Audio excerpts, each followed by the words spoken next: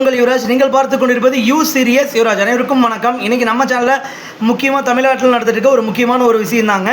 முதலமைச்சர் வரும்போது எதிர்க்கட்சி தலைவரான உதயநிதி எழுந்து நிற்கணுமா நிற்கக்கூடாதா, இந்த விஷயத்தை பற்றி தான் நம்ம சேனலில் பார்க்க போகிறோம். இதை பற்றி பேரவையில் முதல்வர் வரும்போது எழுந்து நிற்க வேண்டுமா என்பதை பற்றி சபாநாயகர் அவர்கள் விளக்கம் கொடுத்திருக்காரு. இதை பற்றி ஃபுல்லாக டீட்டெயிலாக உங்களுக்கு சொல்லிடுற மக்களே பார்த்துக்கோங்க. சென்னை சட்டப்பேரவையில் முதல்வர் வரும்போது எழுந்து நிற்க வேண்டுமா என்ற கேள்வி பெரும் விவாதமாக மாறியது.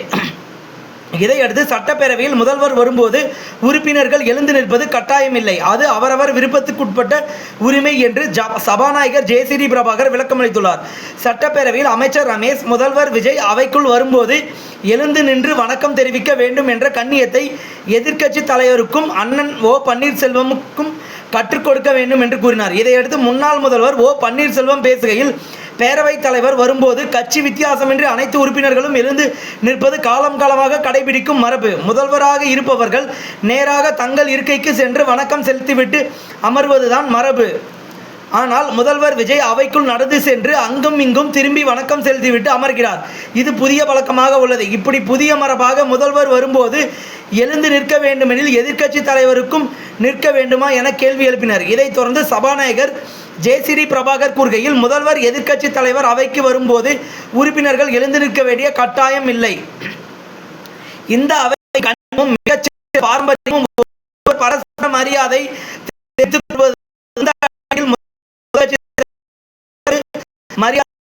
தமிழர்களின் பாரம்பரியம் சொல்கிறது.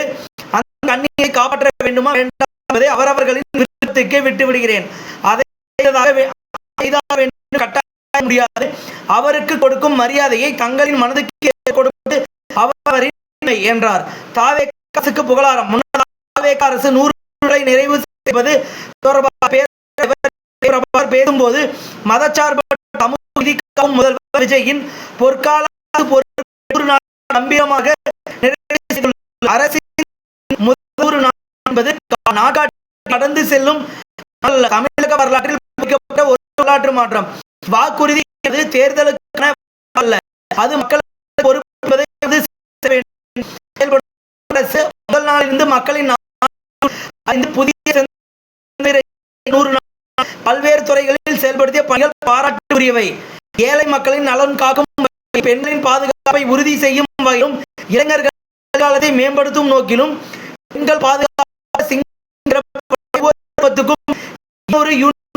இலவச மின்சாரம், கூட்டுறவு வங்கிகள், விவசாயிகள் ரூபாய் 6,000 கோடி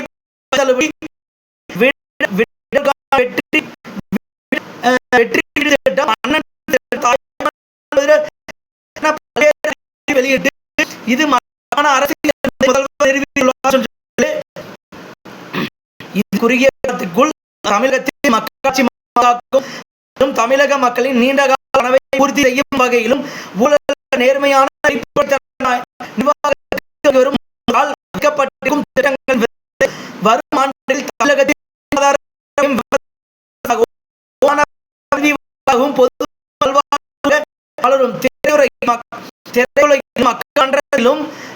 தொட்டதெல்லாம் வழங்க செய்த முதல்வர் இன்று 100 நாள் சாதனையை கடந்து 100 ஆண்டு போற்றும் சாதனைகளை படைக்கப் போகிறார். இன்னும் 100 ஆண்டு பேசும் சரித்திரம் படைப்பார். பல சாதனை திட்டங்களை மக்களுக்கு வழங்கி உரிமைகளை மீட்டு தமிழகத்தை இந்தியாவின் முதன்மை தங்கள் மக்களை தொடர்ந்து அவர்கள் தெரிவிச்சிருக்காரு. மக்களே எப்படி இருந்துச்சுன்னு சொல்லுங்க. அவங்களுடைய மாண்புக்கு விட்டலான்னு சொல்லி சபாநாயகர் தெரிவிச்சாரு. இது ஒரு பாராட்டுக்குரிய ஒரு